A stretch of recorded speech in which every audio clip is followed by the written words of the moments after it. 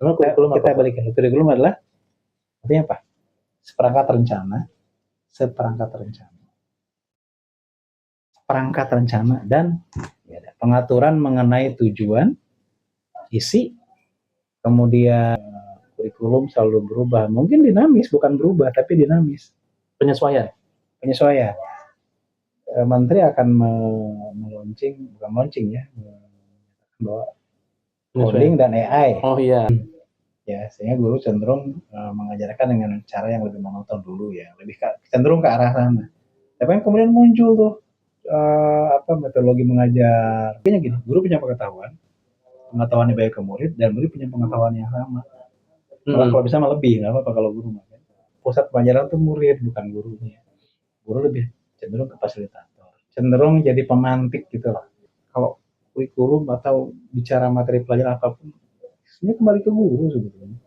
Kurikulum macam apapun ya, kalau guru itu hanya, maaf ya, kebanyakan hanya ini ngeluh aja, ini sih belum beres. Bapak kan bagian kurikulum. Yep. Kan Bapak berarti tahu banget dong kurikulum kayak gimana? Enggak juga. Jadi kok enggak juga? Enggak juga. Kenapa kurikulum? Karena kurikulum kan dinamis sebenarnya. Nah iya, itu kenapa kurikulum dinamis? Kurikulum sendiri pengertiannya dong. Kan berubah-berubah tuh. Enggak, kurikulum sendiri pengertiannya apa? Kita balik ke ini dulu, balik ke dasar. Iya. Kalau kita mau ke hilir nih, lihat dulu hulunya. Hulunya apa? Sebenarnya ke hilirnya nggak bercabangnya kemana-mana gitu. Kita balik ke kurikulum adalah artinya apa? Seperangkat rencana dan pengaturan mengenai tujuan, isi, kemudian bahan pelajaran serta cara yang digunakan sebagai pedoman proses pembelajaran untuk mencapai tujuan didikan tertentu. Jadi seperangkat rencana dan tujuan seperangkat rencana dan dan pengaturan mengenai tujuan, isi, bahan pelajaran dan cara yang digunakan. Apa karena bahasanya rencana makanya jadi berubah? Bukan itu. Jadi kan ketika kita akan menyampaikan sebuah pelajaran pasti perlu perencanaan kan. Di kurikulum itu dari definisinya seperti itu, artinya gini, ketika ada orang mengatakan kurikulum selalu berubah, mungkin dinamis, bukan berubah tapi dinamis. Penyesuaian. Kan ketika gitu ya? Seperangkat rencana dan pengaturannya berubah, ketika tujuan, isi, bahan pelajaran dan caranya berubah, pasti ada perubahan. Jadi dari situ kurikulum itu memberikan ruang sebetulnya yang dinamis ya, memberikan ruang yang dinamis untuk kita bisa bergerak. Dan sebetulnya kalau melihat kurikulum, kuncinya tetap di guru. Mau kurikulum apapun, kuncinya di guru. Nah, kadang-kadang kan guru suka bingung Pak, kurikulum sekarang stylenya A, baru jalan berapa persen, kan biasanya guru adaptasi ya, beradaptasi sama kurikulum baru. Wah barunya ibaratnya tingkat pemahamannya mungkin baru 80%, tiba-tiba kurikulum berubah. Padahal kadang-kadang saya juga melihatnya berubahnya benang merahnya itu aja ya. Benang merahnya itu aja. Kadang-kadang kayak ini cuma ganti nama nih, tapi benang merahnya masih itu gitu. Iya. Contoh lah, kita mulai dari, kalau kita bukan agak ekstrim ya, mungkin dari kurikulum berbasis kompetensi, saya lupa tahun berapa ya. KTSP? Bukan. Dulu ada namanya kurikulum berbasis kompetensi. Sebelum KTSP itu kurikulum ini satu pendidikan. Kemudian berubah jadi kurmer gitu kan. Sekarang kita belum tahu namanya apa. Sebetulnya semua yang diuji di situ, pelajaran, perubahannya nggak banyak, sedikit banget. Materi pelajaran dalamnya juga nggak berubah banyak. Memang ada penyesuaian, itu tadi penyesuaian. Contoh nih, tahun ini Menteri akan meluncing, bukan launching ya, bahwa coding dan AI. Oh iya. Yang itu sebelumnya nggak ada di katakanlah kurikulum sebelumnya gitu. Soalnya ini jadi baru lagi, sebetulnya bukan baru. Ini menyesuaikan dengan kondisi zaman yang sekarang. Kita nggak mungkin bertahan dengan kurikulum bahan-bahan yang dulu mata pelajaran. Disesuaikan dengan yang sekarang. Itu bicara kembali kepada bahannya, isinya, tujuannya kan udah beda lagi tuh. Ya kan? Tapi kan ada yang berubah. Tapi sekarang bicara dari mulai kurikulum kompetensi, KTSP, kemudian kursus, yang diukur apa? Kompetensi siswa kan? Udah kompetensi yang diukur, semuanya nggak ada perubahan. Cara mengukurnya kan beda-beda caranya memang, cara mengukurnya itu. Dulu misalnya gini, guru terpaku dengan tes tertulis, kan? Praktek. 2 itu aja dulu biasanya yang dia. Tapi sekarang kan udah macam-macam. Boleh dengan portofolio, dengan penugasan, pengamatan. Kayak penyesuaian gini Pak. Dulu informasi itu hanya ada di sekolahan dengan dunia perpusnya. Sekarang informasi itu benar-benar orang bisa dapat di mana aja. Itu salah satunya. Tapi kan itu tidak berarti kurikulumnya berubah. Hanya memang cara mendapat informasi itu sekarang orang lebih luas, lebih mudah. Dari platform manapun mereka bisa ngambil itu informasi itu. Meskipun entah benar atau salahnya ya. Betul. Atau ya kredibel tuh dia patokannya kementerian ya. Iya. Kredibel tetap ke sana. Nah, kayak sumber informasi dari YouTube, informasi dari medsos yang lain kan itu simpang siur banget ya. Siswa tuh bakal menerima informasi itu. Pengetahuan tentang misalkan panas matahari sekian, bicara benar atau tidaknya kan kadang-kadang tidak bisa tervalidkan gitu. Nah, kurikulum ini kan, kalau kurikulum pembelajaran sebetulnya dalam kurikulum ya Pak? Pembelajaran itu udah dalam kurikulum kan? Bukan, gini nih, di kurikulum itu lebih kepada bicara bahan dan cara kita mengajarkannya. Emang masuk pembelajaran, bukan. Kurikulum itu ada di dalam pembelajaran. Ya Bapak jadi guru udah berapa lama Pak? Dulu? Lama, 9 berapa ya? 9, di angka 94. Udah berapa tahun? 94 sampai 2024. 30 berapa? 31 tahun. 31 tahun. Saya 2005 kan? Berarti Bapak ngerasa macam-macam kurikulum? Macam-macam. Dan semua sebetulnya benang merahnya sama aja sebetulnya. Tinggal tergantung guru. Guru zaman dulu nih, kalau memang dia emang kreatif ya, ngajarnya kreatif, cara menyajikannya juga enak, kemudian dia ngerti untuk memahami misalnya psikologi murid gitu kan. Dan dulu tuh memang mungkin informasi yang kita dapat tadi nggak terlalu banyak. Ya, sehingga guru cenderung mengajarkan dengan cara yang lebih monoton dulu ya, lebih cenderung ke arah sana. Tapi kan kemudian muncul tuh metodologi mengajar, namanya head together, kemudian contextual learning, gitu kan, macam-macam lah namanya, jigsaw. Guru tuh mulai diajarin cara ngajar dengan berbagai ngajar dengan berbagai cara gitu lah. Kayak deep learning gitu juga. Deep learning beda lagi. Kalau itu bicaranya adalah gini, bagaimana cara guru menyampaikan pembelajaran kepada siswa. Kan intinya begini, guru punya materi A, gimana materi A ini sampai kepada siswa, mereka ngerti, paham. Kan intinya sebetulnya simbolnya kita mentransfer lah. Simbolnya mentransfer, walaupun guru mentransfer sih kayak nitip barang, bukan.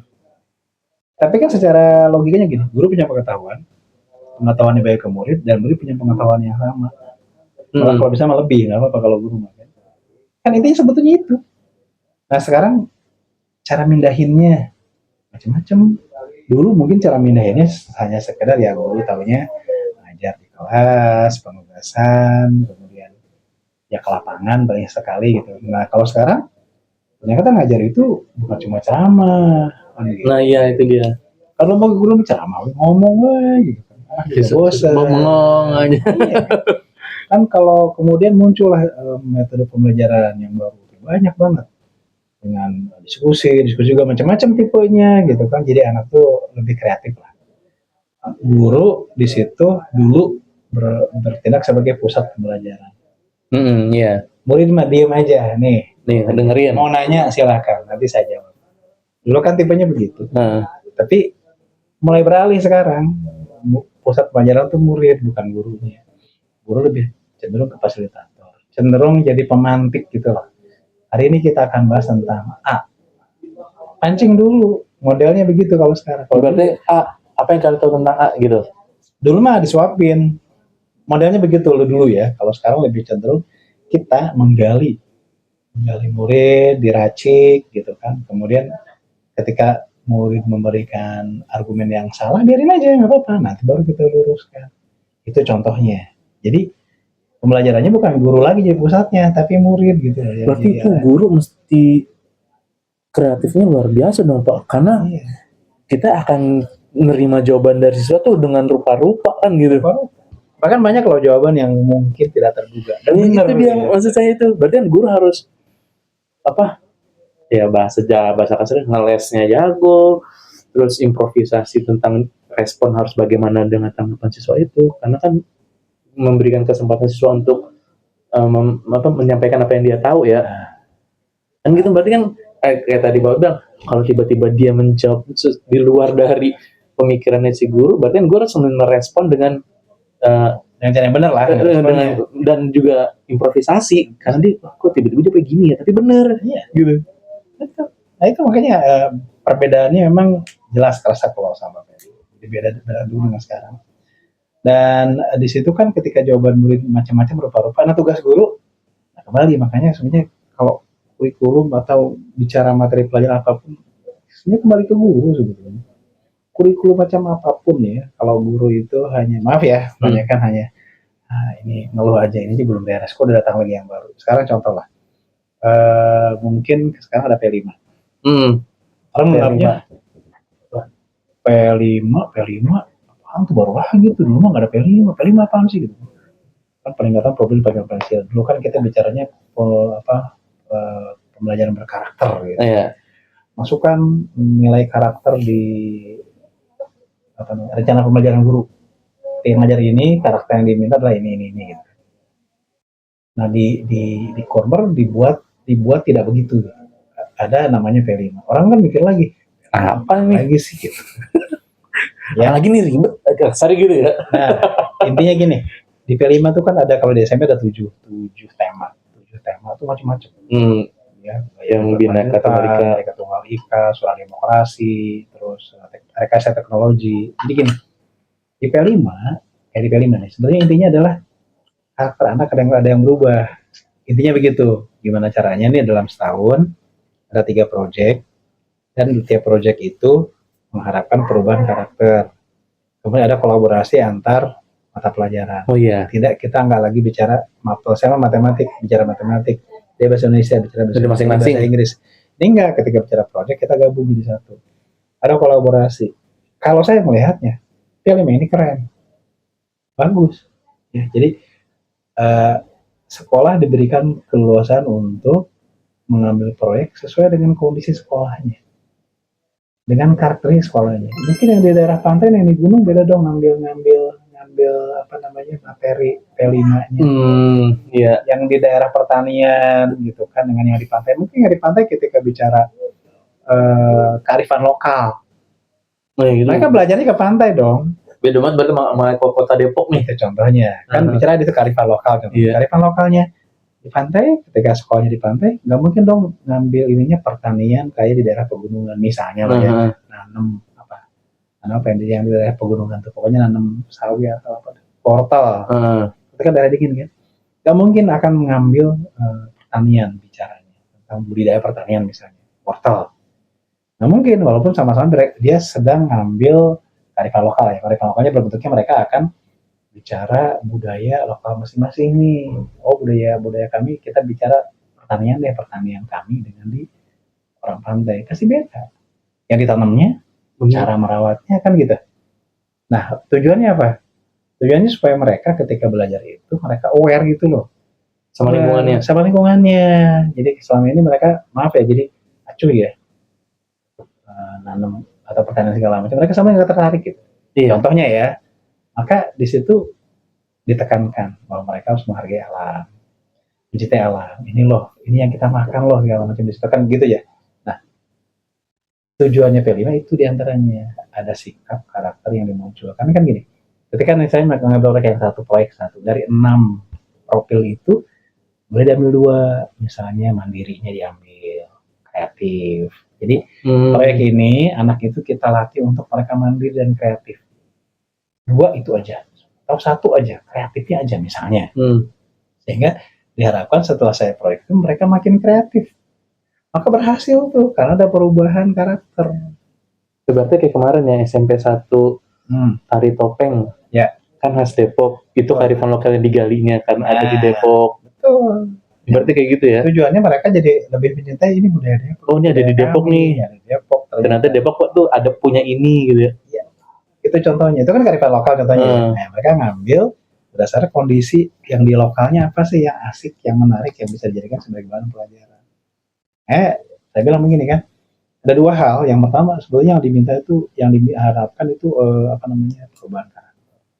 Tapi ketika mereka bisa menghasilkan karya bentuknya barang bisa dipajang, itu jadi bonus. Yang orang bisa melihat itu kan juga bagian dari kembangan mereka. Saya bisa bikin loh. Ini produksi saya loh gitu. Walaupun produk itu sebetulnya bukan jadi tujuan P5.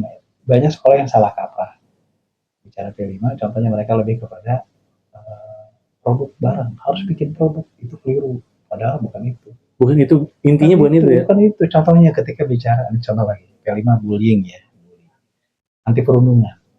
Setiap sekolah, pokoknya yang selalu saya temui diantaranya sampah, anti perundungan, itu pasti muncul tuh, kearifan lokal, terus kayak Suara Demokrasi, mereka pemilihan ketua OSIS, itu ada beberapa yang pasti sama proyeknya, dan caranya sama, maksudnya bukan caranya, temanya sama, tapi caranya mereka beda-beda ya, kekhasannya masing-masing kan. Pemilihan OSIS di SMP ini begini, beda caranya dengan SMP yang A gitu kan. Di sini ada kampanye dulu, misalnya formatur, di sini nggak kayak kampanye. Oh di sini misalnya pemilihannya langsung oleh siswa, di sini mungkin ada perwakilan, kan beda-beda tuh. Tapi kan bicaranya demokrasi. Itu ada perbedaan gitu. Nah, yang diharapkan kan mereka menyadari bahwa demokrasi itu sesuatu yang kita hargai. Mungkin itu bukan pilihan saya, tapi kemudian yang terpilih si B, kalau saya milih si A. Maka yang harus kita ajarkan diantaranya adalah mereka dengan ikhlas menerima gitu. Berarti bicara nilai-nilainya, Pak? Nilainya itu justru 6 profil pelajar Pancasila. Ini contoh bicara P5 ya. Nah, itu guru malah ini baru ya. Sebenarnya hal yang baru. Nah iya tuh penanya gitu loh Pak. Mereka itu sekarang contoh, ketika dulu di RPP dibikinlah ngajar tentang materi A. Ada karakter yang disebut di situ. Karakter yang akan dicapai oleh anak tulis sama gurunya kan di RPP itu, rencana pelaksanaan pembelajaran. Walaupun seringnya ternyata begitu pas ngajar udah lupa tuh sama tapi itu tuh masuk kepada perubahan karakter anak. Artinya apa? Sama aja, cuma caranya beda. Kalau sekarang untuk itu dibuatlah menjadi P5 kolaborasi. Jadi positifnya nih P5 kolaborasi antar guru, ini bekerja sama. Kan buat anak juga melihat, oh ternyata ketika bicara P5 bukan cuma satu guru doang. Guru melepaskan ibu pelajarannya, ya kan? Kerjasama. Ya kan ketika bicara misalnya tadi soal demokrasi, emang cuma guru PPKN yang bekerja atau guru agama atau enggak? Guru PSI, guru bahasa Sunda tinggal guru caranya gimana aja ya. Jadi mereka ikut membantu kegiatan, melepaskan mata pelajarannya gitu. Karena pasti mungkin ada guru yang memang sangat dominan di situ misalnya, karena memang bidangnya dia. Tapi guru lain tetap ikut bantu. Jadi teamwork gitu loh. Di satu sisi itu tapi sesuai dengan bidangnya gak? Ya kalau mereka tidak melepaskan bidangnya. Iya masih menyesuaikan bidangnya kan. Misalnya tadi. Maksudnya gini, contoh kita bicaranya. Kan buat pengambilan nilai juga P5 ya? Nggak ada nilainya. P5 tuh nilainya adalah bentuknya rapot, tapi rapotnya bentuknya deskripsi. Ada nilainya. Nah itu maksudnya misalnya tadi demokrasi guru PKN dia memberikan nilai tapi deskripsinya A. Ntar guru IPS deskripsinya mungkin beda lagi. Nggak ada. Kalau P5 itu tidak berdasarkan mata pelajaran nilainya. Yang nilai perubahan karakternya. Jadi proyek A. Ya, Febri proyek A. Proyek ini. Guru menilai secara umum. Perubahannya bagaimana? Saya lupa ada 3, ada 4 atau 3 lah, 3 jenjang di situ. Itu dinilai bukan berdasarkan mata pelajaran masing-masing. Semua guru ikut menilai jadi satu. Berarti kalau misalnya bicara perubahan ada before after-nya dong? Enggak before after sih. Tapi lebih cenderung gini, melihat perkembangannya. Ya kalau before after kan ekstrim banget. Sebelum begini sudah begini. Kalau ini enggak. Kita melihat tahap perkembangan siswa. Gimana dia menjalaninya? Bagaimana perubahan sikapnya. Emang ngaruh Pak P5 bisa merubah sikap? Iya, karena emang tujuannya kan ada perubahan karakter. Nah, tapi bisa gak itu benar-benar merubah sikap? Kita belum ada penelitian bahwa K5 itu bisa merubah sikap siswa karena kan tapi tujuannya itu. Tapi yang jelas ketika proses yang dijalani oleh guru dengan baik, dengan benar, saya kira banyak anak yang bisa berubah. Yang kedua juga banyak tiba-tiba talenta mereka yang muncul gitu loh, yang muncul. Kita duga contohnya ya, sehingga mereka bisa memunculkan keahlian yang lain ketika diberikan ruang gitu. Jadi P5 lebih cenderung ngasih ruang yang lebih terbuka buat mereka sebenarnya. Kasarnya lo mau ngapain dengan tema ini gitu? Iya, kan ketika bicara tema pun juga memang diputuskan oleh sekolah ya.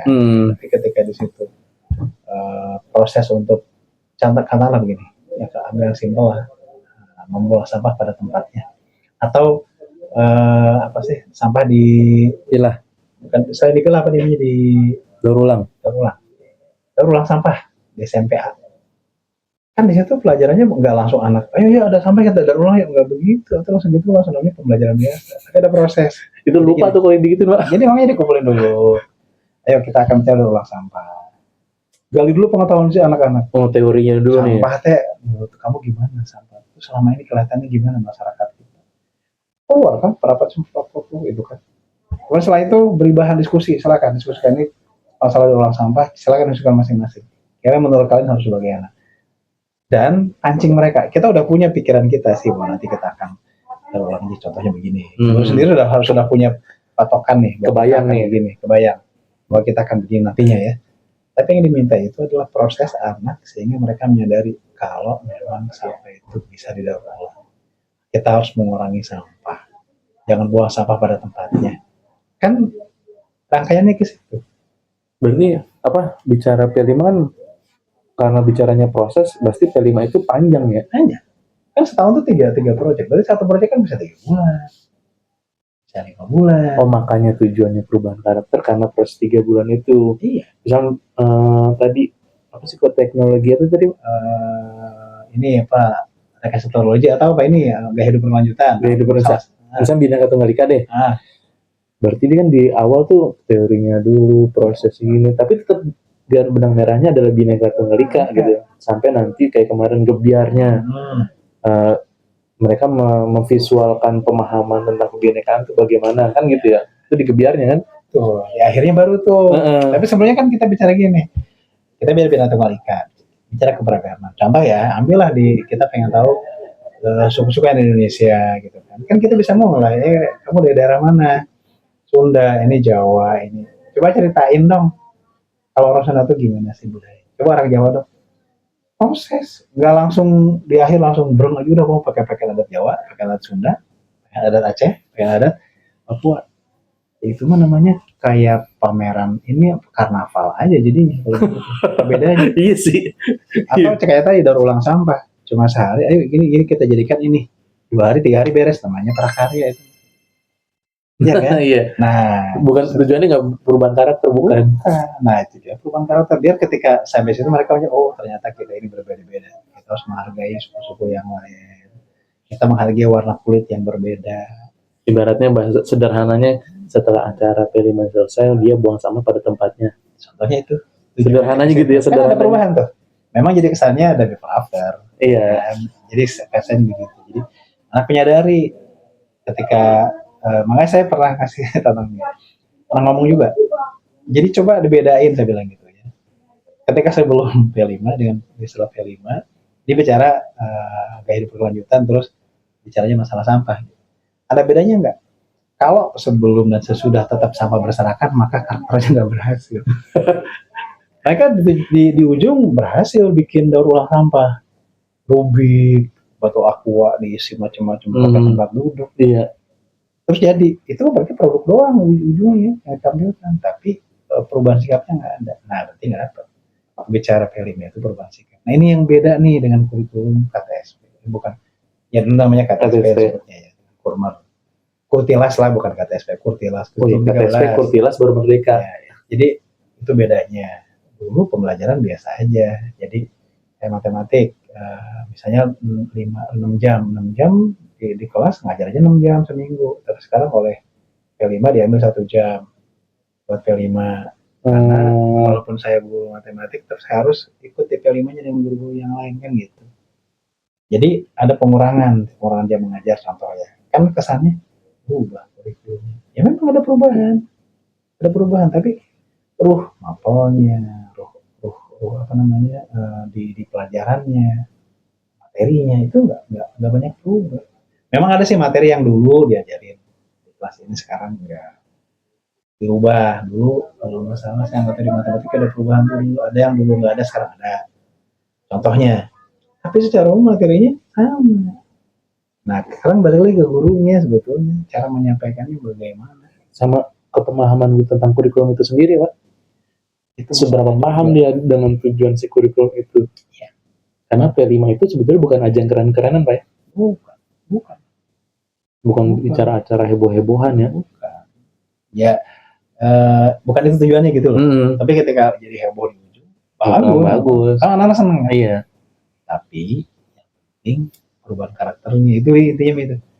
Perubahan karakternya itu enggak. Kalau kurikulum itu kan P5 itu hanya bagian ya. Hanya bagian. Sebetulnya penasaran juga, kan kurikulum itu kan ada kurikulum. Bapak kan SMP ya. Tapi kalau bicara kurikulum itu kan nggak bisa berdiri sendiri ya. Nggak bisa si SMP berdiri sendiri, SD sendiri, atau SMA, SMK sendiri. Kan harus linear ya semua. Nyambung dari mulai PK tuh nyambung sampai SMA, SMK. Berarti kurikulum di SMP harus melihat kurikulumnya si SMA, SMK juga dong, biar nanti ketika si SMP lulus meneruskannya emang sejalan gitu. Oh, nggak gitu cara pikirnya. Nah gimana? Jadi gini, pemerintah sudah menetapkan. Contohnya sekarang ya belum sana nih. Adanya fase A, fase B, fase C, D, E. Ya. Nah tiap fase itu, contoh di SD ada ABC. Kelas 1, 2 fase A, 3, 4 fase B, 5, 6 fase C gitu kan. SMP fase D, gitu, SMA fase E ya, fase E. Nah, tiap fase ini itu sudah ditentukan oleh kementerian. Jadi kita fokus kepada fase, contoh SMP nih, fokus kepada fase D saja. Misalnya ada ketentuannya fase D ini menyelesaikan fase D. Dan kita nggak bicara kelas ya, 7, 8, 9. Jadi, nah ini sedikit bedanya. Kalau dulu 7, 8, 9 itu 7 kudu ini, 8 kudu ini, 9 kudu ini. Kalau sekarang enggak. 7, 8 itu satu fase, namanya fase D.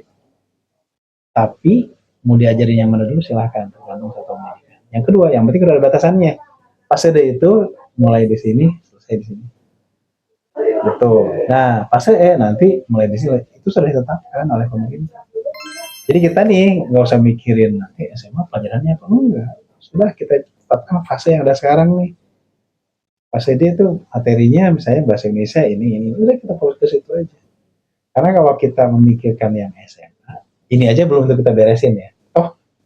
Pemerintah sudah membuat fase itu berjenjang dan mereka sudah mempunyai ukuran. Dan itu pasti ukurannya memang pasti nyambung gitu ya? Nyambung. Kan di kementerian itu mereka sudah dari mulai ada fase A, B, C, D, E. Kan berjenjang kan berarti. Terus tadi kalau SMP apa Pak? Fase D. A, B, C, SD. 2 tahun. Oh, kalau SMP, SD, tapi 3 tahun. Iya. SMA juga. Fase E. 3 tahun. Itu. Jadi ya kita yang SD nih nggak usah mikir nanti pelajaran SMP seperti itu, enggak, mereka sendiri aja. Terus kalau yang kritik juga, itu ada anak SMP aja nggak bisa baca gitu kan. Nah, ya jalanin kurikulumnya. Perkara belajar baca, ya belajar baca. Itu kan tanggung jawab SD-nya harusnya kan. Harusnya kita ketika dia lulus udah bisa baca dong, ketika SMP jangan jadi PR SMP. Tapi kan orang jadi nyalahin gara-gara kurikulum ini anak-anak nggak bisa baca. Enggak juga. Saya Bapak tahu siswa SMP masih ada yang belum bisa baca? Ada. Di Depok tahu ada. Dan dia bukan inklusi. Bukan. Dia normal aja gitu. Ada yang seperti itu. Makanya jadi PR buat SMP-nya kan. Iya. Aku jadi kerjain sih. Nah harusnya kan ada aturan sekarang kayak masuk SD nggak boleh baca tulis, nggak boleh tes baca tulis. Artinya gini, ketika anak masuk SD kelas 7, umur 7 tahun masuk SD, dia belum bisa baca apa-apa, nggak apa-apa, terima saja. Diajarin di situ di SD. Nggak usia 7 ya, 7 tahun sampai dia kelas 6. Tugas SD itu ngajarin dia baca. Contohnya ya. Iya. Nah, SMP tuh harusnya bacanya udah oke gitu kan. Iya. Ada kejadian seperti itu. Orang nyalahin ini COVID bisa jadi salah satu akhirnya ada miss di situ. Bisa jadi. Karena kurangnya tatap muka. Bisa jadi ada mungkin pas kemarin ini memang loss learning-nya emang kerasa ya, perubahannya jelas. Tapi kan ketika bicara ngajarin anak baca, kayaknya dari dulu sampai sekarang juga sama kok. Kayak anak baca itu. Cuma caranya mungkin beda-beda ya. Kayak maaf ya kalau di Al-Quran kan baca apa namanya? Apa sih? Iqra. Contoh Iqra ya. Dulu kan kita nggak kenal Iqra. Tapi bisa baca. Tetap oleh guru dengan caranya. Kita bisa baca Al-Quran walaupun bukan namanya Iqra gitu. Oh iya. Iya kan? Nah sekarang ada metode Iqra, metode lain lagi sehingga anak cepat bisa baca huruf Arab atau baca Al-Quran. Itu kan cara ya. Nah, sehebat apapun caranya kalau guru tidak menggunakan, tidak cara menggunakannya, sama aja. Tidak akan berhasil. Iya, nggak nyampe tujuannya. Iya. Berarti kan itu kan katakanlah seperti alat ya. Alatnya tuh udah baru, beda lagi nih. Kalau dulu alatnya ini, sekarang alatnya lebih modern. Tapi kan keberhasilannya itu ternyata tergantung kepada orang yang menggunakan alatnya. Gitu. Ya contoh lah, ya, kalau produk dulu, produk jadul.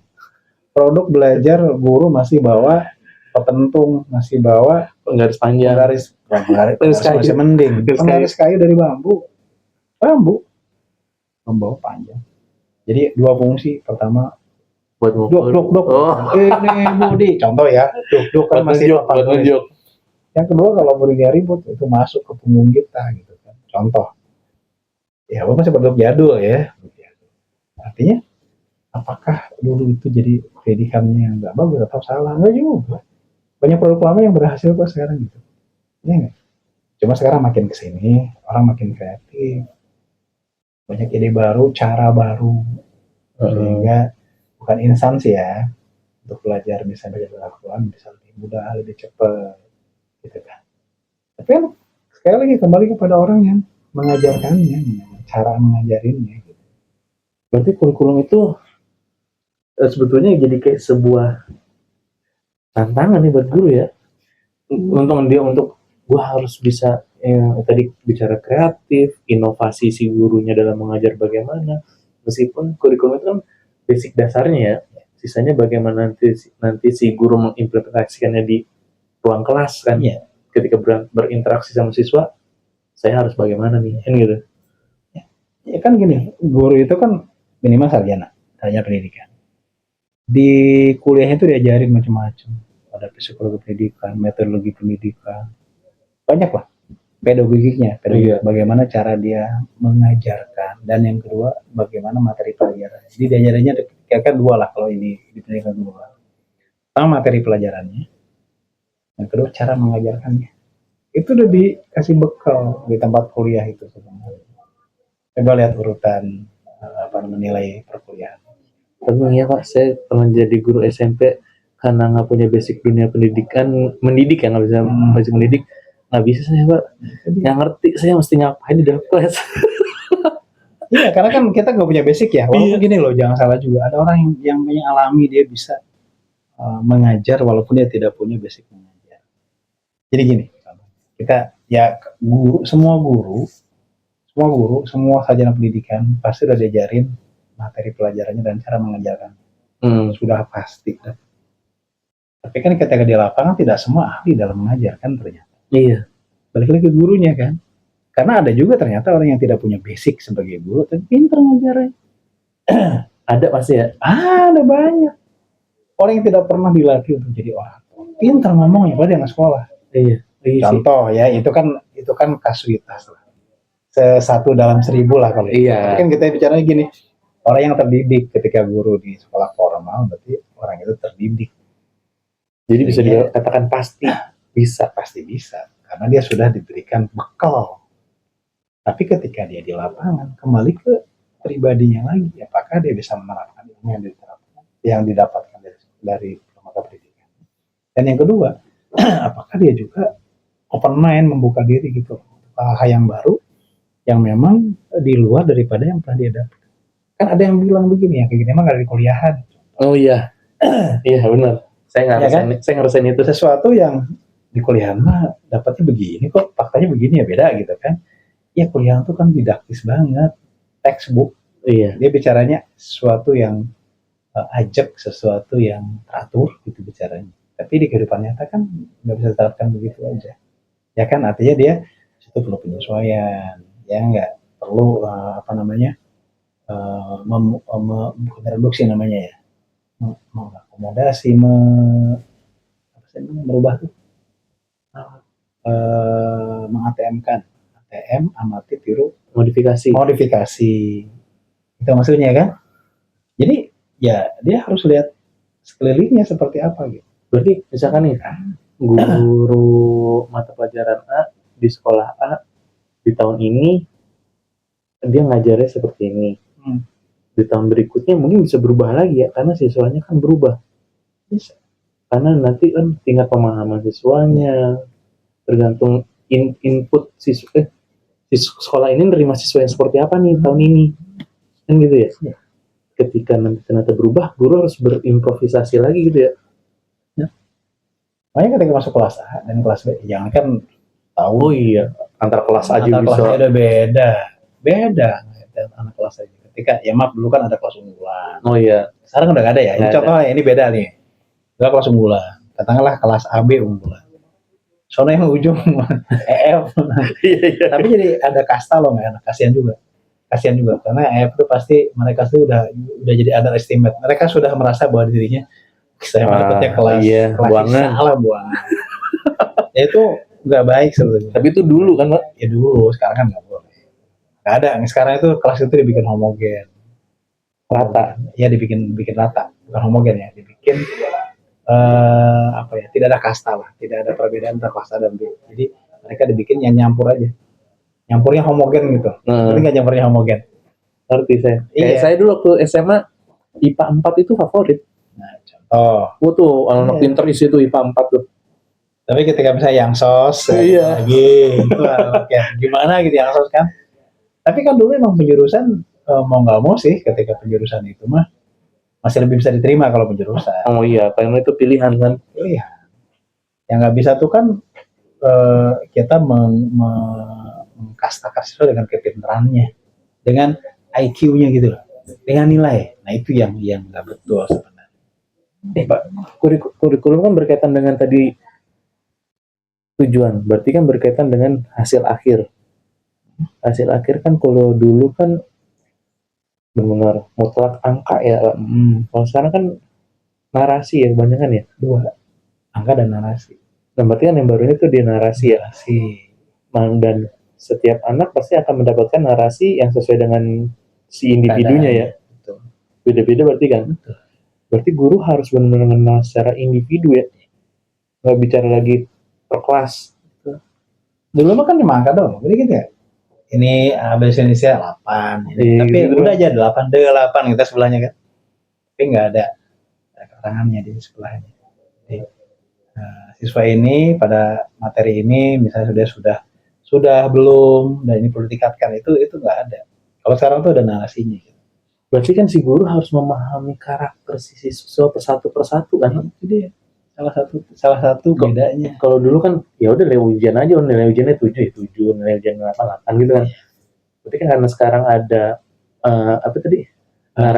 Narasinya, berarti kan dia harus paham nih, misalkan si Udin dia anaknya begini, si Mamat begini, kan gitu. Lebih lagi bicara sikapnya, bicara sifatnya, bicara ketika dia pembelajaran responnya bagaimana, kan ke situ masuk lebih lagi. Makanya buat guru jadi tantangan tambahan sebetulnya. Tantangan tambahan terkait yang jadi tapi kembali ke guru. Ketika gurunya cuek, ya mungkin dia ngasih nilai segitu dan mungkin si keterangannya juga ya apa adanya, salah-salah akhirnya kan. Jadi kembali ke mana? Kembali ke guru. Berarti kurikulum itu bagus atau tidaknya ya tergantung gurunya, bukan tergantung kurikulumnya. Setuju saya.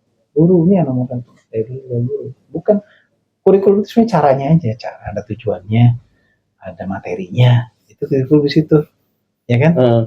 Tapi balik ketika dia operasional di lapangan, kembali ke guru. Kembali ke gurunya, mau nggak dia nerapin itu? Atau kemudian dia? yang punya jiwa pendidik pasti akan juga beda ya. Saya mengatakan jiwa pendidik ya, tapi karena ada juga guru yang ketika sama ngajar aja ngajar, udah ketika selesai ngajar ya sudah selesai. Ada yang begitu kan? Iya. Dia guru loh, dia jadi itu guru dengan buruh ada bedanya. Kayak dia bikin barang ya, bikin barang besok udah ketemu lagi barangnya, ketemu lagi nanti. Itu bukan tugas gue ya, dan aja nggak ada kayak gitu guru kan. Itu tadi artinya ketika guru di situ punya pemikiran bahwa ini anak murid saya, harus saya layani dengan sebaik-baiknya, mereka ke sini haus ilmu, harus saya berikan ilmu yang sebagai orang tua sudah mengajarkan ke saya. Kalau guru punya pemikiran tanggung jawab itu, saya yakin kalau itu akan bagus. Layanan juga akan keren sama anak-anak. Contohnya itu. Jadi kan kembali ke gurunya. Ya kan? Perkara dia misalnya cara mengajarkan yang dididik dengan yang didik pasti beda. Tentu. Contoh, guru ini diberikan pelatihan khusus penggunaan IT misalnya. Dulunya PowerPoint, penggunaan media pembelajaran yang canggih lah ya, pokoknya bisa ditampilkan. Itu kan alat bantu. Alat bantu untuk siswa itu bisa memahami pelajaran lebih mudah lagi karena mereka tidak menghayal. Ayo nah sekarang kita belajar tentang jantung manusia. Gak ada bendanya kan? Gak ada di buku tulisannya jantung manusia. Bawa jantung. Nah, itu tadi kan nggak mungkin. Maka contoh punya media pembelajaran yang situ udah ada tuh jantung manusia yang udah dibedah, ada tiga dimensinya bisa dilihat. Kan itu alat bantu untuk siswa lebih mudah memahami. Tapi pertanyaannya, apakah semua guru mau menggunakan itu? Enggak. Ada juga ya, repot ngapain sih kayak gitu. Udah saya mengajar biasa. Nah, berarti balik ke gurunya ya. Padahal sekarang ini berbagai alat itu diciptakan untuk membantu guru. Untuk mempermudah. Jadi gini, siswa itu bukan cuma ngawang-ngawang gitu. Contohnya, maka digambar secara visual. Ini tiga dimensi, ini jantung manusia, ini pembuluh darahnya, kemudian apa bilik kiri, bilik kanan, kayak gitulah contohnya ya. Ini bicara IPA. Nah, di buku ada gambar, tapi kan gambar dia cuma gambar 2 dimensi ya. Maka diciptakan alat bantu media pembelajaran. Kembali kepada media tadi, itu mempermudah guru mengajarkan mempermudah siswa melalui pelajaran, ya kan? Tapi apakah guru mau menggunakan itu tadi? Mau nggak menggunakan? Atau tablet bawa laptop ke kelas macam-macam? Makanya di sekolah kan ada nyediain apa namanya proyektor ya kan, di tiap kelas. Kan, padahal tuh enak ya ngajar pakai itu ya. Membantu guru nggak repot-repot ya. Banyak penerangkan. Ayo kita lihat video ini. Saya video bicara. Video itu narasi isinya. Guru nggak banyak ngomong kan. Dari sini, oke, nah dari sini silakan diskusikan. Menurut pendapat Anda bagaimana? Kelompok ini contoh ya, ini contoh. Ini contoh sederhananya aja gitu. Maka siswa yang ini sendiri. Jadi guru nggak sibuk ngomong, nggak banyak ceramah. Nah tugas guru nanti adalah contohnya ya, meluruskan mereka diskusi ya kan, ada yang tampil ke depan. Nah, tugas guru itu nanti akhirnya tuh meluruskan. Oh, yang keliru ya jangan dibenerin, tetap disebutkan. Jadi kesimpulan akhirnya guru udah punya.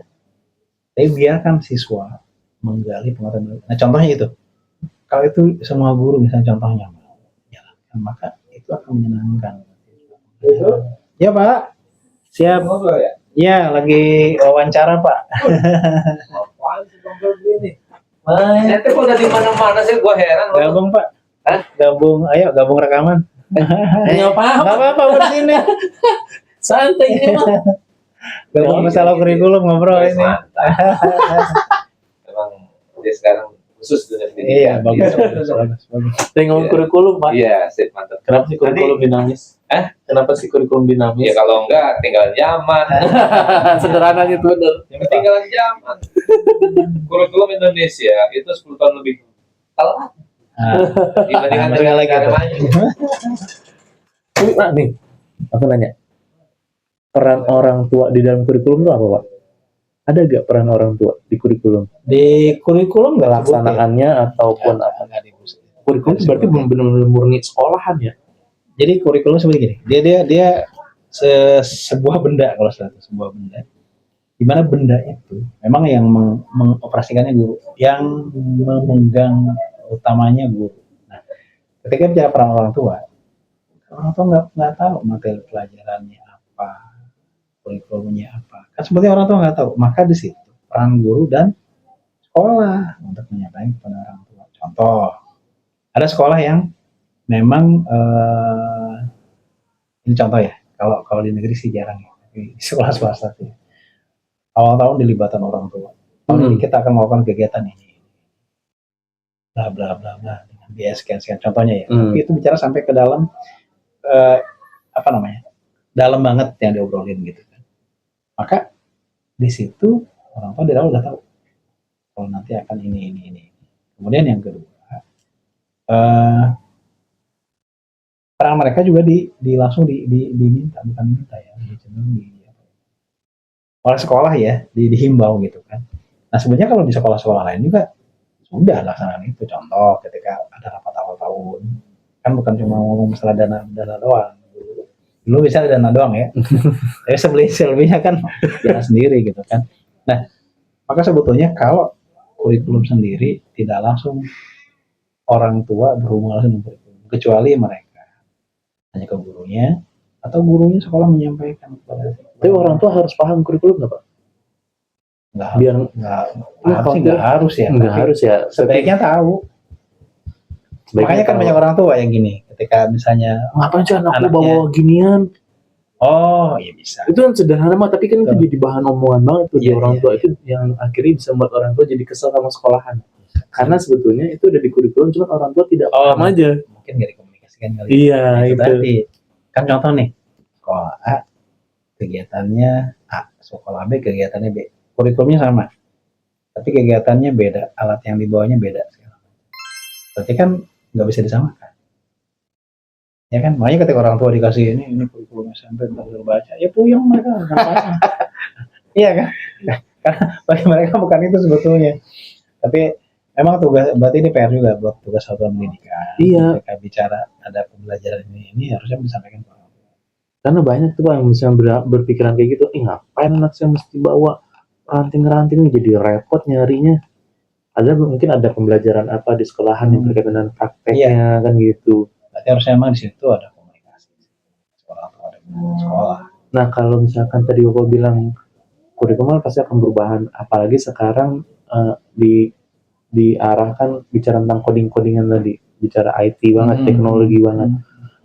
Berarti kan itu sebuah kedepannya bakal jadi sebuah tantangan buat guru ya. Bicara berarti dia setidaknya harus paham perkembangan teknologi. Mau nggak mau harus paham karena anak-anak sekarang udah di situ arahnya gitu kan, dengan AI segala macam AI itu. Guru tuh jangan sampai tertinggal dengan AI-nya. Boleh gaptek dulu sekarang. Nah kan ngeri itu Pak sebenarnya. Kalau gurunya tidak berdekatan dengan teknologi, bisa pinteran siswanya itu kalau begitu. Maksudnya kayak AI sampai sekarang kementerian belum mengeluarkan. Tapi kemungkinan akan begitu kan Pak? Kemungkinan besar sih ya. Kalau bicara kurikulum terus beradaptasi dengan perkembangan zaman, maka kan arahnya ke situ. Mau nggak mau kan guru juga malahan sebelum ada kurikulum itu dia sudah mengarah ke sana. Kalau bisa dia tahu lebih dulu. Sebelum kurikulum itu keluar. Karena mau tidak mau kurikulum pasti akan beradaptasi kan? Pasti berubah. Walaupun menterinya siapapun misalnya. Jadi bukan berarti ganti menteri ganti kurikulum. Kalau itu kesannya begini, soalnya banyak istilah yang baru ketika ada menteri yang baru. Ini mungkin ya, ini mungkin karena kan biasanya dia pengen punya trademark lah, sesuatu yang mungkin beda dengan menteri yang sebelumnya. Kan bisa jadi itu salah satunya. Tapi secara contoh ini dari kurma ke sekarang, perbedaannya nggak ada yang ekstrim. Kalau dari sudut kurikulum sama aja, nggak ada perubahan kok.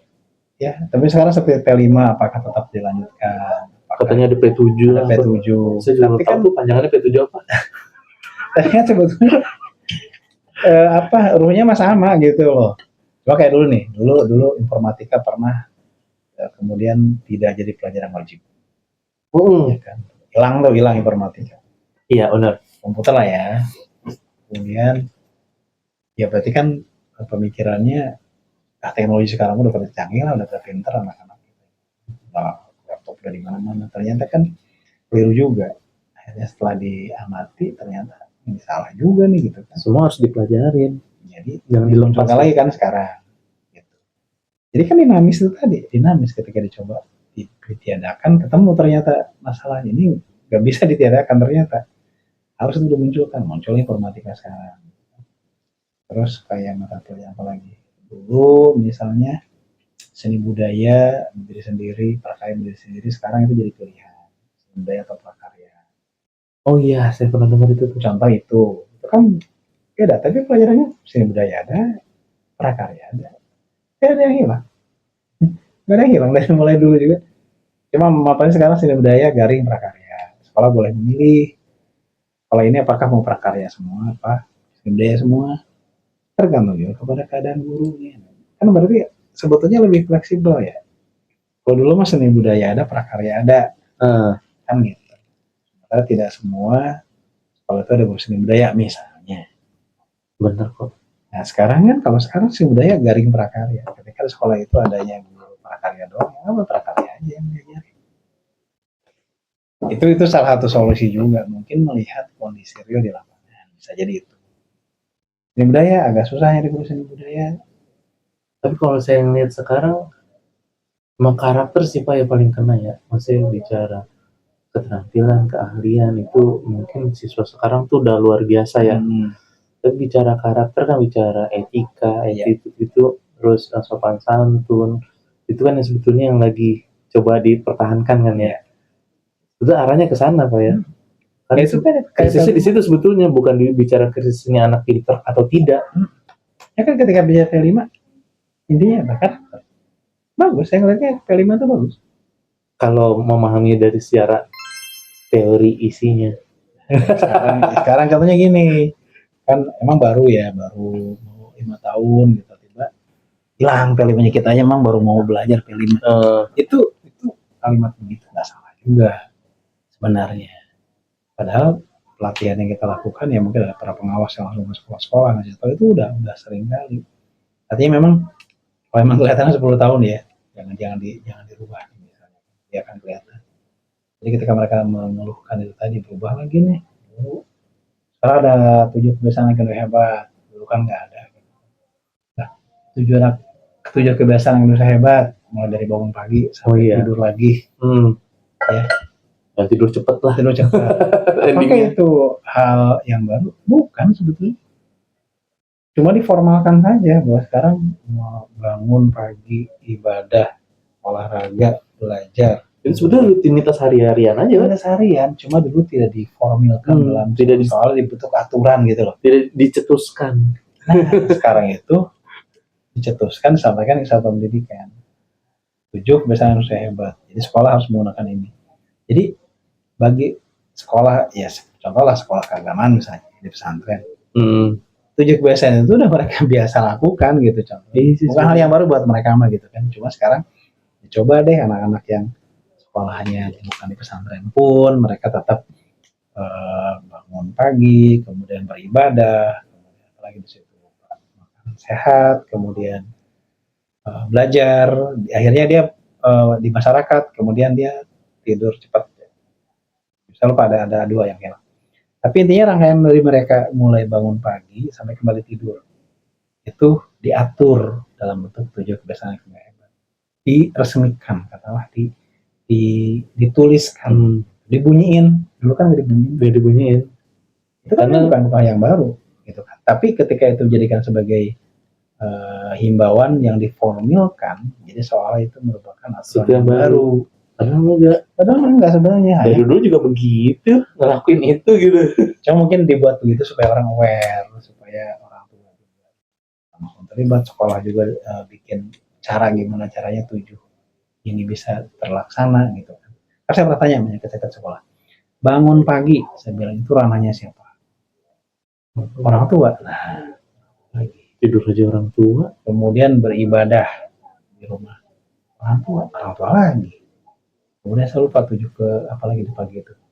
Pokoknya ada 7 ya. Tapi yang sekolah itu boleh dibilang hanya ketika mereka belajar di sekolah. Saya bilang pemikiran gitu keliru. Bangun pagi, maka sekolah bikin mekanisme gimana caranya anak bangun pagi. Jadi kalau misalnya diserahkan semua ke sekolah, buat apa 7 kebiasaan yang bisa hebat diajarin di sekolah? Kalau semuanya diserahkan ke orang tua maksudnya. Bangun pagi, sekolah bikin mekanisme di sekolah A misalnya, bikin tuh alarm, sepakati dengan wali kelas. Oh, iya. Jam sekian alarm dibunyikan, ayo semuanya dibunyikan, kasih tahu ke orang tua. Dibikin jadi seru-seruan ya. Nah, Pak, Bu, anak jam sekian tolong diminta bangun. Jadi tolong bangunkan oleh orang tua, alarmnya dipasang. Kan ada peran sekolah. Itu loh maksudnya. Ayo kita sekelas kompak. Kita pasang alarm jam 4:30. Misalkan gitu ya. Bunyi, sampaikan ke orang tua. Jam sekian kita harus bangun. Kan gitu. Apakah itu baru? Enggak baru sebetulnya. Enggak. Wah, itu malah kan sebenarnya nggak perlu ada instruksi dari dulu udah dilakuin. Orang ada sholat subuh. Betul. Tapi sekarang pakailah instruksi itu gitu loh. Jadi kesannya kan baru. Kesannya baru ya. Cuma sebenarnya saya lagi bukan hal yang baru itu mah. Cuma diformulkan gitu loh. Diformulkan dalam bentuk sebuah aturan. Yang aturan itu kemudian disepakati bersama untuk dilaksanakan. Nah nih, kurikulum yang dipakai kayak kurikulum Merdeka itu kan Indonesia. Ada kurikulum dari luar yang masuk ke Indonesia itu gimana Pak? Seperti ini, kurikulum luar itu kan kurikulum kayak Cambridge misalnya. Iya, Montessori. Montessori. Jadi mereka punya kurikulum sendiri yang ngikutin kurikulumnya mereka. Tapi kalau sekolah di Indonesia tetap wajib namanya itu SPK tuh, sekolah dengan perjanjian kerjasama. Jadi mereka pakai kurikulum luar, tapi ada bukan nggak semua kurikulum Indonesia boleh harus menggunakan kurikulum Indonesia, tapi boleh nggak semuanya. Itu contohnya. Berarti mereka kombinasikan atau gimana? Iya, dikombin. Ini bisa ngambil 30% dari Cambridge, 70% tetap pakai kurikulum Indonesia. Nanti ketika dikolaborasi ini kayak gimana nih 30-70 ini nih. Boleh, makanya nanti kan di rapor juga beda. Di rapornya beda, ijazahnya beda. Beda ijazahnya. Kalau kurikulum SPK itu lain ijazahnya. Di urutan mata pelajarannya beda. Tapi itu pasti di sekolah swasta Pak ya? Swasta. Negeri nggak mungkin. Swasta nggak masuk. Negeri nggak mungkin. Nggak mungkin. Kalau kita SPK dia sama. Kalau kita kan biasa dengan siapa? Berarti kan harus 4 negara itu. Oh iya benar. Berat.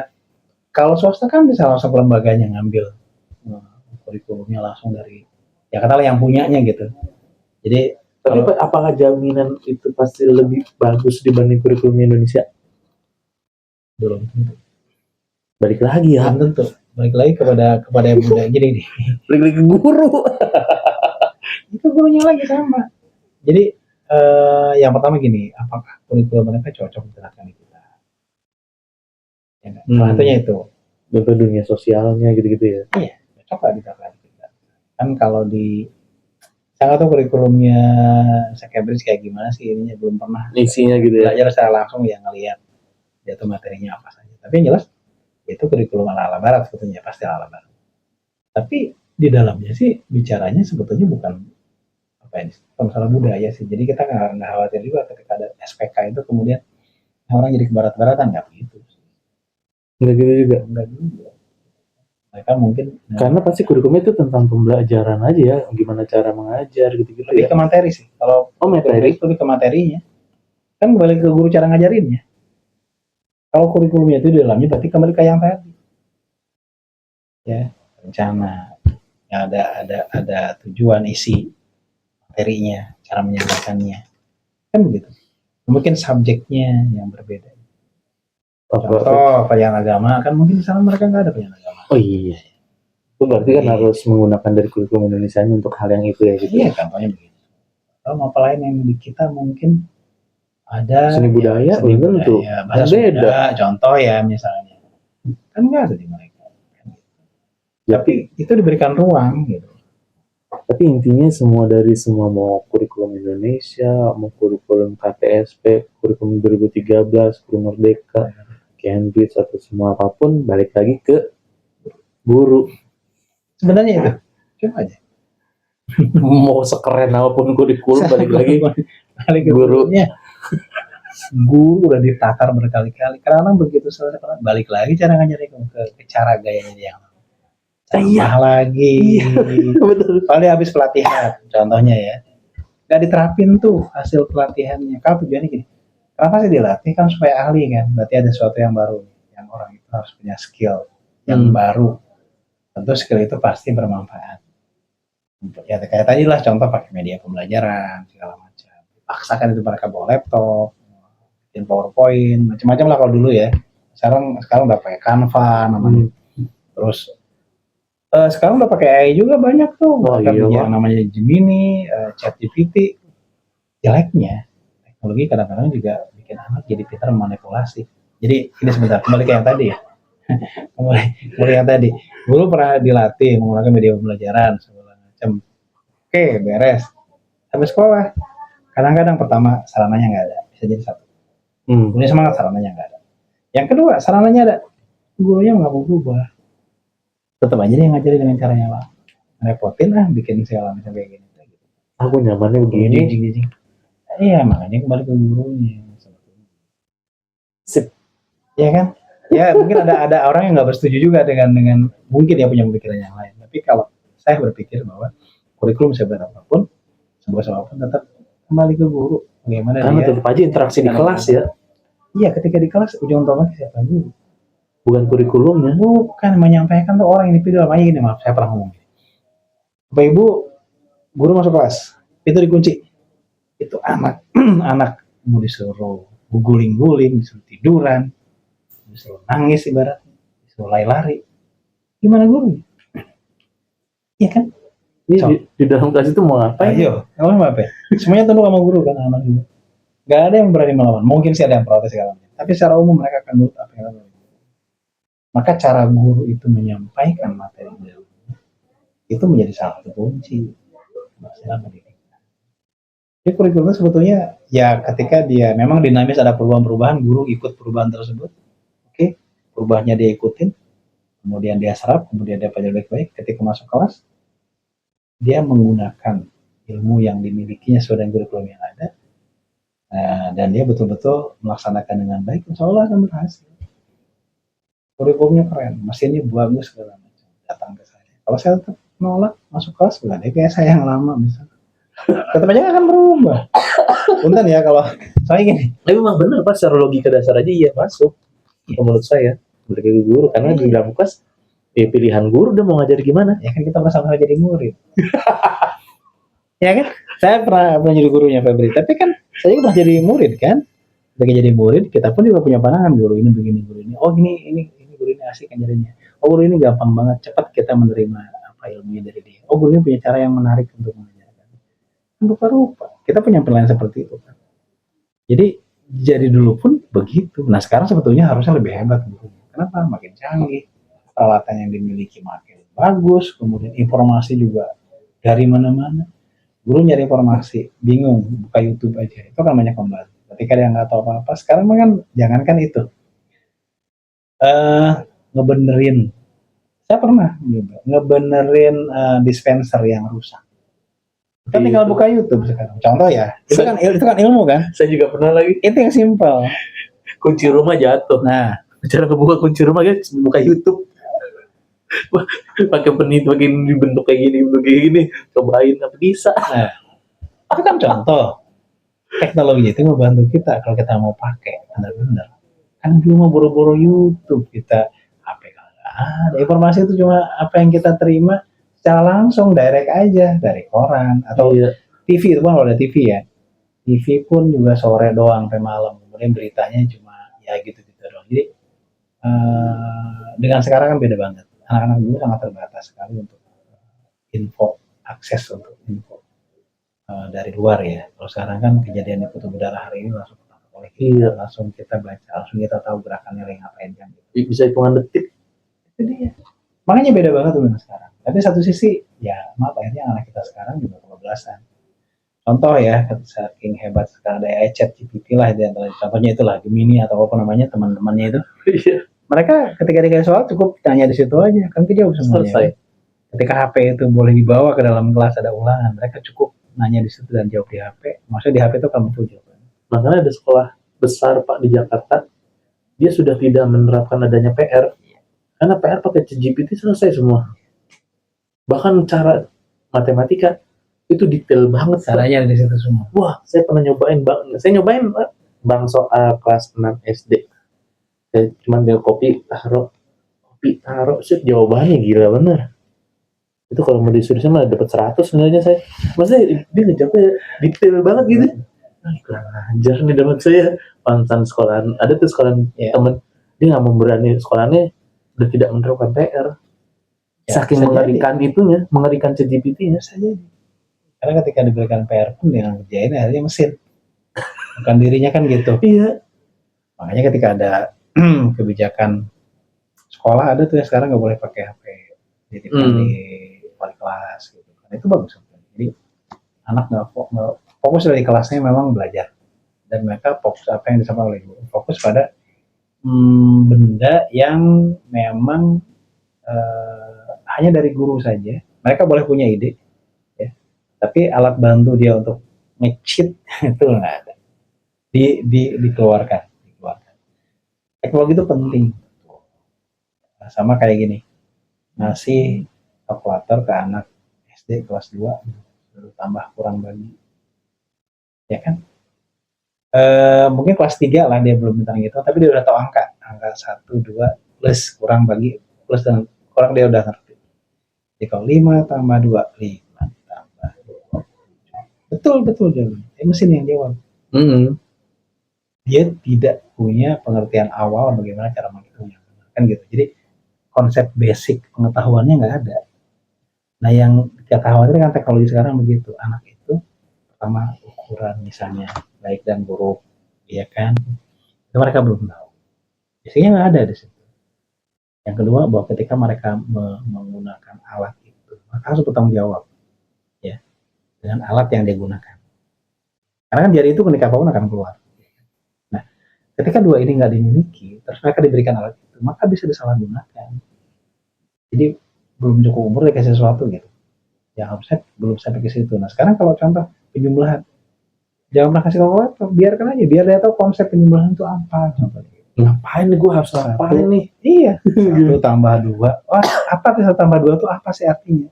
Sampai dia menemukan angka 3 dan dia tahu cara menemukan angka 3. Apa namanya? Problem solving. Ya. Dia harus bisa memecahkan masalahnya sendiri.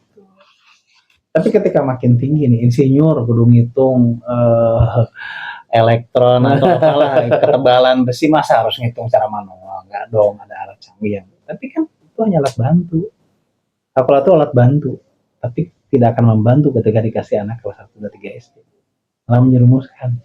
Wah parah Pak. Kan itu maksudnya kan? Iya. Jadi ada alat yang ini belum saatnya, ini sudah saatnya. Makanya kalau insinyur kita masih ngitung manual gitu. Udah, tinggalan ya, orang lain udah canggih banget cara menghitung, alatnya udah luar biasa. Sementara kita gitu kan. Nah, sebaliknya anak yang belum saatnya dikasih sesuatu akan merusaknya kan gitu.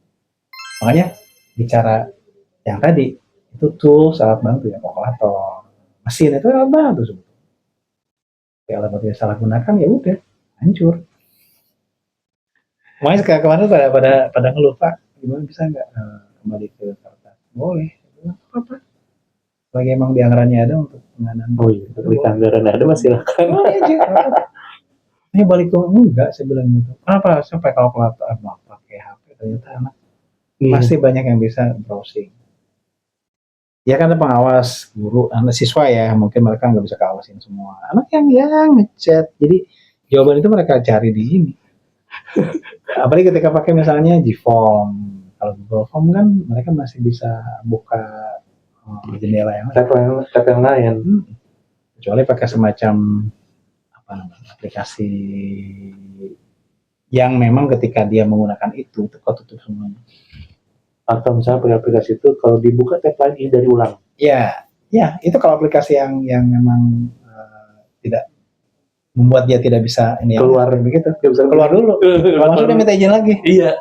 Nah itu harus minta kode lagi ke pengawas ya. Dulu saya keluar kelempar, ini harus masuk lagi gitu kan. Dulu ANBK begitu sistemnya. Jadi mereka masuk, mereka nggak sama sekali bisa browsing yang lain. Sekarang udah banyak kok aplikasi itu kalau sekolah mau. Ya. Tapi bisa lagi Pak. Kan handphone bisa 2 layar sekarang. Ya, itu kan bisa dibagi 2 layar, kan bisa tuh Pak. Di atas saya buka YouTube, di sini buka WhatsApp. Jadi buka YouTube sambil ngetik WhatsApp tuh bisa sebenarnya, karena handphone tuh bisa bagi 2 layar. Nah itu kalau misalkan sama keluar dari aplikasi itu bukan 2 layar. Sebenarnya layar 1 yang dipakai ya. Parah juga.